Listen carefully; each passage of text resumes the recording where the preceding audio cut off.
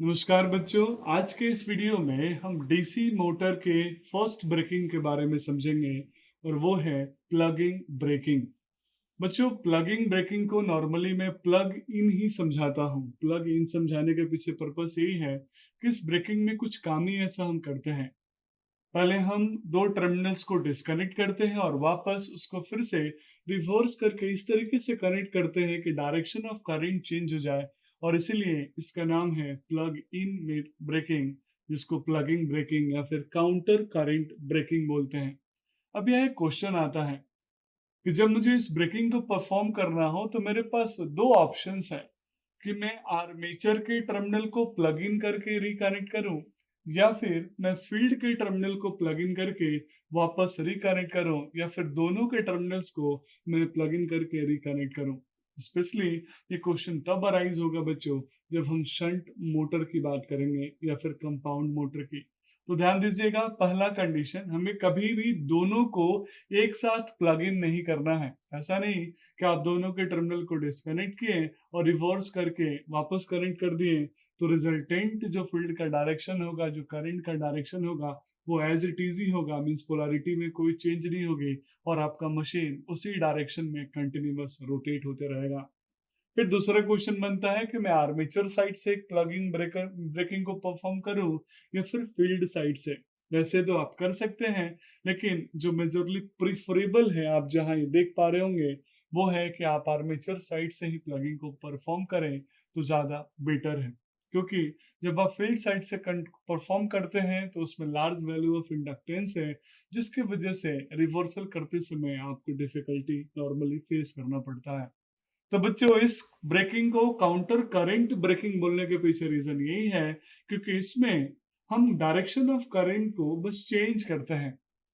Just एक example of figure 1 ए, आपका DC motor normal condition में ऑपरेट हो रहा है। नॉर्मल कंडीशन मींस आपने अपने आर्मेचर और जो फील्ड सिस्टम है, आप देख पा रहे हैं शंट मोटर मैंने लिया, तो शंट मोटर का ये फील्ड वाइंडिंग होगा यानी फील्ड टर्मिनल होगा, और इसको हम आर्मेचर बोलते हैं। बार बार मैं इसलिए मेंशन नहीं कर रहा हूँ क्योंकि कई बार हम इसको पढ़ चुके हैं, आई होप आपको अच्छे से आता ही होगा। तो इसमें आप देख पा रहे होंगे कि जो टर्मिनल वोल्टेज मैंने दिया उसके अक्रॉस इसमें एक direction of flow of current है।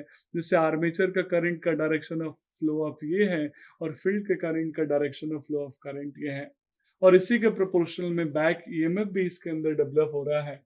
अब जब हम प्लगिंग ब्रेकिंग को यानी काउंटर करंट ब्रेकिंग को परफॉर्म करते हैं, तो एक सिंपल सा मैथमेटिकल रिलेशन जो हम पहले भी डिस्कस कर चुके हैं, करंट का देख लेंगे। Current equal to V minus Eb upon R a, ये नॉर्मल आपके ब्रेक मोटरिंग मोड का कंडीशन है। मीन्स आर्मेचर का जो करंट है ये V plus V minus Eb, means V minus Eb का मतलब है terminal voltage minus back EMF का है।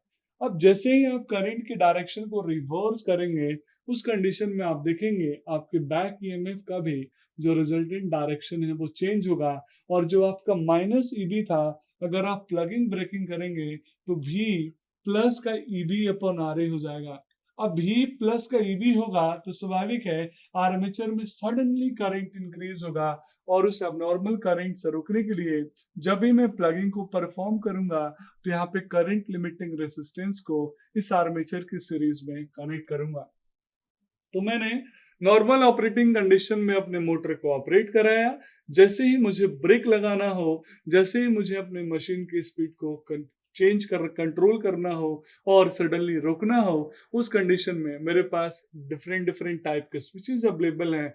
उन स्विचेस से हम आसानी से इसके आर्मेचर के टर्मिनल को बस रिवर्स कर देंगे, यानी जिसको प्लस से जुड़ा था उसको माइनस से, माइनस को प्लस से, वैसा जोड़ते ही जो बैक ईएमएफ होगा यहाँ मैं आपके लिए ईबी मेंशन कर देता हूँ, और जो डायरेक्शन ऑफ करंट होगा वो चेंज होगा, और उसके चेंज होते ही आपकी जो आपका मोटर का जो स्पीड है सडनली डाउन होगा, और उस कंडीशन में ब्रेकिंग वहां पे अप्लाई हो जाएगी।